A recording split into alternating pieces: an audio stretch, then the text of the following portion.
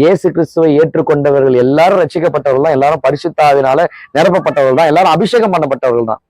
சரி, இப்போ அபிஷேகம் பண்ணப்பட்டவன் அப்படின்னு சொல்லி பார்க்கும்போது இவங்க எப்படி பாக்குறாங்கன்னா, ஒரு ஊழியக்காரனை வந்து ஏதோ அவர் தான் கடவுள் அப்படின்ற மாதிரி பாக்குறாங்க. அதுதான் தப்பு வருது.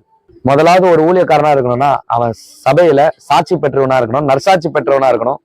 ஒரு ஊழியம் ஏதோ ஒரு பொறுப்பு ஏதோ ஒரு இது செய்யறான்ப்பா, அப்பதான் அவனை ஊழியக்காரனா வந்து என்னன்னா கை வைக்க சொல்லி திமோத்திக்கு வந்து என்னன்னா பவுல் வந்து சொல்றாரு, ஒரு மேலையும் சீக்கிரமா கையை வைக்காதன்னா தலைமையில கை வச்சு பிரேயர் பண்றது இல்லை அங்க அர்த்தம்.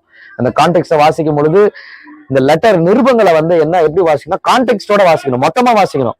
சும்மா ஒரு அதிகாரம் இன்னைக்கு, ரெண்டாவது அதிகாரம் நாளைக்கு, மூணாவது நாளைக்கு, இது எல்லாமே வந்து என்னன்னா பைபிள் வாசிக்கவே கூடாது. அது லெட்டர், அது நிருபம்.